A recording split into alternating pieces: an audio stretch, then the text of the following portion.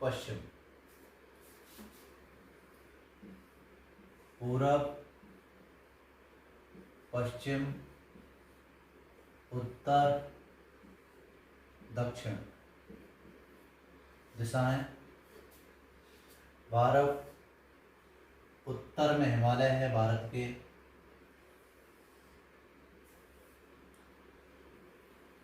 उत्तर में हिमालय है और हिमालय से निकली नदियां हैं। उत्तर में क्या है? हिमालय और हिमालय से निकली नदियां।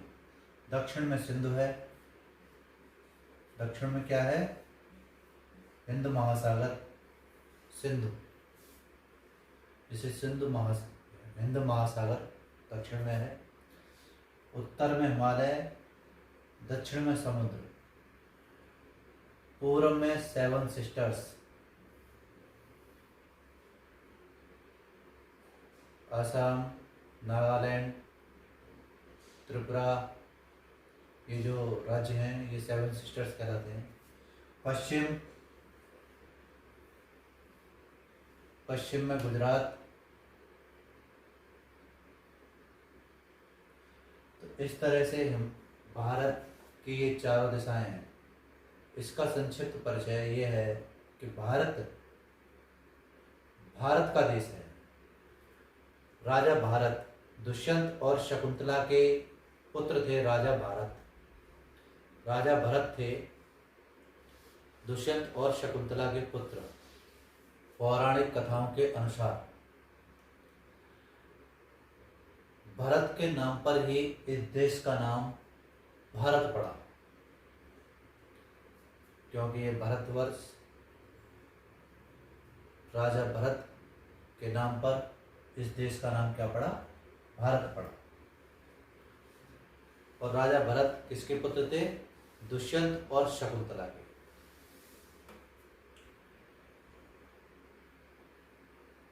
पश्चिम में जब ईरानी आक्रांता भारतवर्ष पर आक्रमण करते थे तो एक नदी पड़ती थी सिंधु। इस सिंधु नदी को जब वो पार करके आते थे तो इसको सिंधु न कह के, ऐसा इतिहासकार बताते हैं कि वो स का उच्चारण ह करते थे, तो वो कहते थे हिंदू नदी। उसको पार करके आते थे तो हिंदू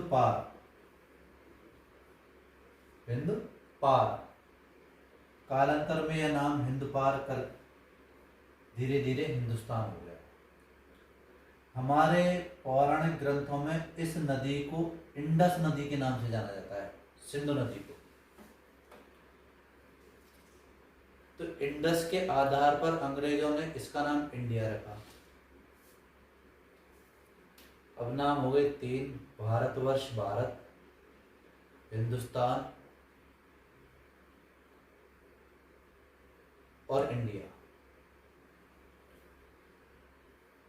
अब जब सिंध पार करके आते थे ये ईरानी लोग, और यहाँ रहने वाले प्रत्येक व्यक्ति को वो क्या कहते थे? हिंदू पार, यानी कि हिंदू लोगों का स्थान। तो ऐसे करके इसका नाम हिंदुस्तान पड़ा। हम इस भारत वर्ष के इतिहास को तीन भागों में बांट सकते हैं: प्राचीन भारत, मध्यकालीन भारत और आधुनिक भारत। प्राचीन भारत कितने भागों में बांट सकते हैं इसके इतिहास को? प्राचीन भारत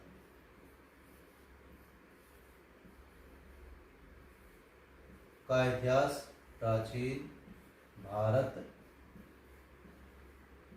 का इतिहास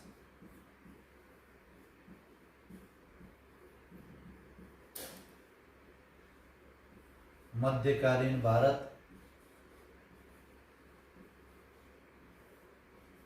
मध्यकालीन भारत का इतिहास,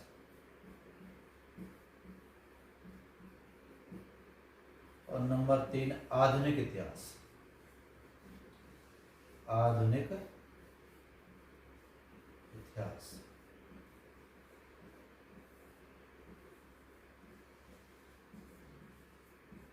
यानी कि भारतवर्ष के इतिहास को जानने के लिए हमें 3 तरह का इतिहास पढ़ना पड़ेगा। प्राचीन यानी कि प्राचीन बहुत पुराना, मध्यकालीन यानी कि आज से 1000-1500 साल पहले का भारत, और आधुनिक भारत यानी कि ये लगभग अंग्रेजों के समय का भारत, वहाँ से और अब तक का इतिहास, ये आधुनिक भारत कहलाता है, लगभग है। ठीक, तो इस इतिहास को हम 3 श्रेणियों में हमने बांट दिया। इसको पढ़ने से, इस 3 श्रेणियों में बांटने से इतिहास को जो जानने में आसानी होगी। तो हम देखते हैं प्राचीन भारत का इतिहास। चीन,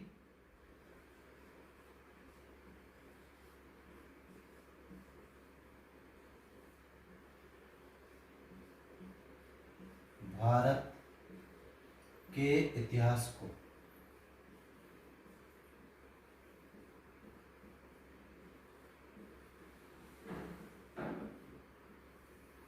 जानने के लिए हम निम्नलिखित स्रोतों का उपयोग करते हैं। प्राचीन भारत के इतिहास को किस तरीके से जानते हैं? नंबर 1, जो हमारे भारत के धर्म ग्रंथ हैं,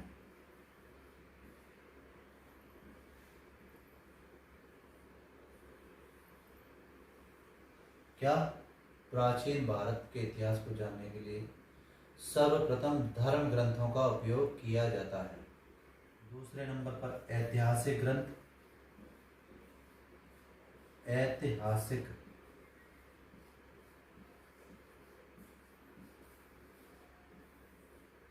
ऐतिहासिक ग्रंथ। तीसरे नंबर पर विदेशियों का विवरण, जो विदेशी हमारे यहाँ भारत में यात्रा करने के लिए आते थे और जो भ्रमण करते थे, वो विदेशियों का विवरण, विदेशियों का विवरण। और भ्रमण करने के बाद जो वो अपनी डायरेक्टरी लिखते थे, जो अपनी कथा लिखते थे, उस कथाओं के द्वारा भी भारत के इतिहास को जाना जाता है। चौथा नंबर है पुरातात्विक, पुरातात्विक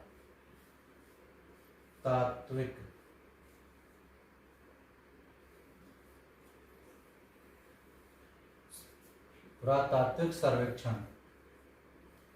यानी कि जहां जहां भी खुदाई हुई और उस खुदाई में से जो निकला, उसके आधार पर इतिहास को कोरिलेट किया जाता है कि ये चीज, ये वस्तु हमें यहाँ मिली, इसका विवरण पुराने ग्रंथों में कहीं है तो वो किससे मिलता है। प्राचीन भारत के इतिहास को जानने के लिए धर्म ग्रंथों को पढ़ना अति आवश्यक है, ऐतिहासिक ग्रंथों को पढ़ना अति आवश्यक है। विदेशी यात्री जो आते थे यहाँ पर भारत के अंदर, उनके विवरणों को पढ़ा जाना बहुत ही जरूरी है। और पुरातात्विक सर्वेक्षण, जो खुदाई में प्राप्त वस्तुएं हैं, उनका कोरिलेशन इन सभी के साथ मैच करना, ये भारत के इतिहास को जानने का, प्राचीन भारत के इतिहास को जानने का तरीका है।